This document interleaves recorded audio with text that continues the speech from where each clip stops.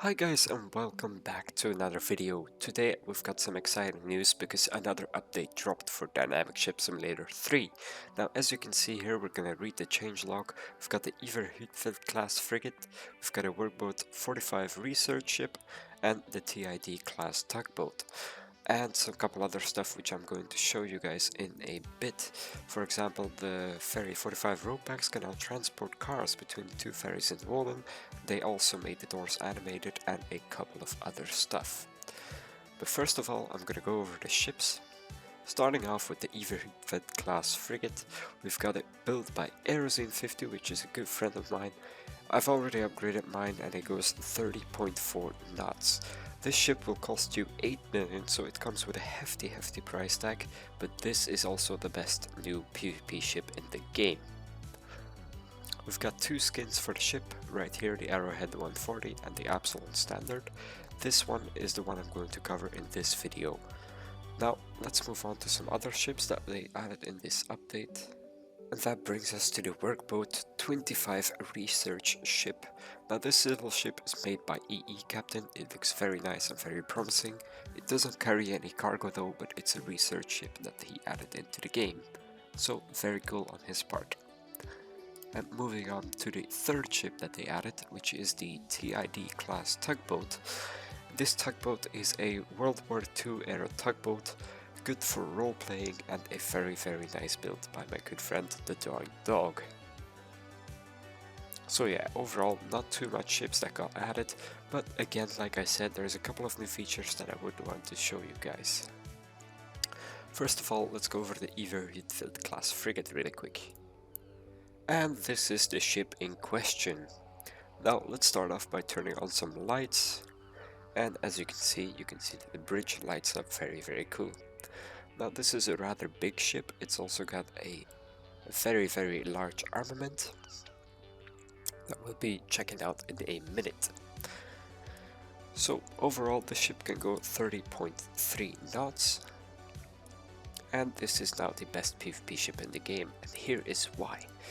Starting off at the bow, we've got these two Automalera guns, which are quite rapid firing. I shall show that in a minute. I'm just gonna quickly turn on my PvP for that. Right on the top of here we have some chaff.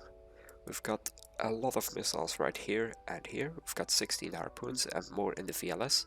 Then we also have the VLS system, which takes down incoming missiles, which is super cool. And a brand new Seawees weapon system. This is the Millennium Seawees right here.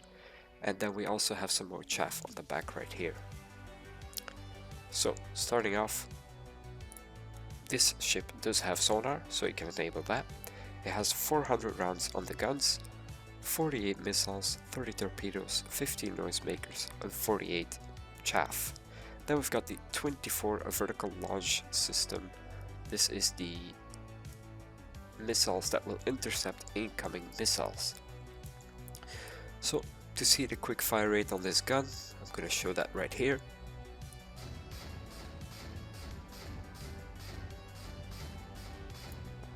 I think that's fairly obvious that these guns can do a lot of damage. Now there is a skin for the ship with a 5-inch right here and another Millennium Seawees just like the one on the back right here. But I think that this might be better for like range finding, because you can see where your target is fairly quick and then shoot and see and correct your aim. With the 5-inch you cannot fire that fast, so that might be its little handicap from that ship. Now moving on, this is the horn of the ship.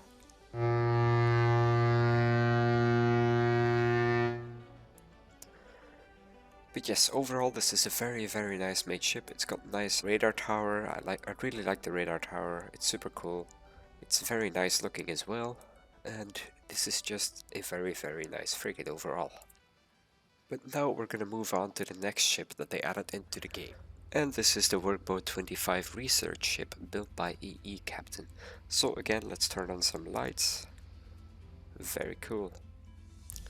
Now this ship doesn't serve much purpose, but it's very cool for role-playing. Honestly, I really like the detail to it. It's a very cool ship and it looks very cozy.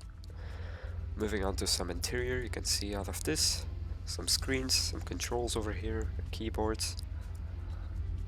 And we've got a nice railing over here, access to the deck and a little inflatable boat. Going down here, it really reminds me of the tugboat. And back here we can get to the research deck. But other than that, there isn't really much to this ship. So let's move on to the tugboat. And right over here we have the TID class tugboat. Now this tugboat can't actually work as a tugboat, but it's very cool for role-playing purposes. Now I really like this ship, it's got a nice external detail. It's got this little pilot house as well, which I think looks very cute. It's very cool, and it's got a nice funnel smoke as well. Now again, this is a World War II era ship, so this is not too much to ask for. Nonetheless, I think this is a very cool boat. It's very cool. It looks very nice. It's got the nice deck details, nice funnel, and cool lights on top of it. This is gonna make for very cool videos with role-playing. But now I'm gonna show you guys some of the features that they added into the game for this update. Now, just like I read in the menu, right now you've got the ability to dock right here at the Walden Ferry terminals. Now, this little ferry was made to do like little trips just like this, crossing this little part of the canal over here. So let's load up with some cars right here. As you can see, it now loads up right over here. We can cross the canal right over here, just to the other side to drop off.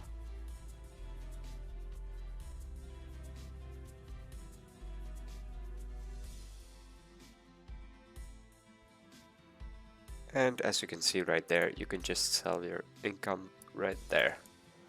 And you can keep going back and forth just like that. Also, a little side note, right over here you can see that you can open and close the front and rear doors of this little ferry, which is a very nice addition to this little ferry. Now, a couple of stuff that I'm gonna read right here in the menu. They have re-uploaded some sounds from the Roblox audio update. They have re-uploaded all of the sounds from the Roblox audio update, so there has been some problems, I assume, with the sound on this game, so they replaced some of them, I guess. There's now also a manual approval option for the fleet, so remember how you have to click like accept or like send fleet request. Now you can just click like join fleet and you'll be joining a fleet when it's a grind fleet or whatever, but you can still make it like a private fleet. They've also added Hammershaven to the map, which is located at Bornholm. And there's now a wash effect for torpedoes when they're close to the water surface, which is very cool. So it will leave a little wake behind it. VLS now fires at all incoming missiles instead of the closest. Now this is very interesting, so they fixed the vertical launch system, which is also on the Oliver Hazard Perry class skin. And VLS has a minimum range of 0.7 nautical miles. And now also they changed some stuff with the targeting on fleets as well, so that's an improvement as well. But other than that, there isn't too much to this update, but it is still very nice. Honestly, my personal has to be the Iver Huitveldt class frigate, which is the biggest PvP ship now as well, and I'm very hyped for that, just to play around with it and like do some PvP. It just looks very cool and it's just stunning as well. But other than that, there's not too much to this update. It is still very cool. I really like it. And I'm gonna end this video on a good note, which is that they are not gonna quit the development of Dynamic Ship Simulator 3 right here. They're gonna continue working on this game. They're gonna continue updating it. They're not just gonna work on DSS 4. So expect like more updates in the coming future, I assume, for DSS 3 instead of DSS 4. They said that they would focus more on DSS 4 instead of 3, so right now they are still gonna focus on this game, which is a very nice plus. But other than that, I really hope that you guys enjoyed this video. Thank you guys so much for watching, and I'll talk to you later. Bye bye.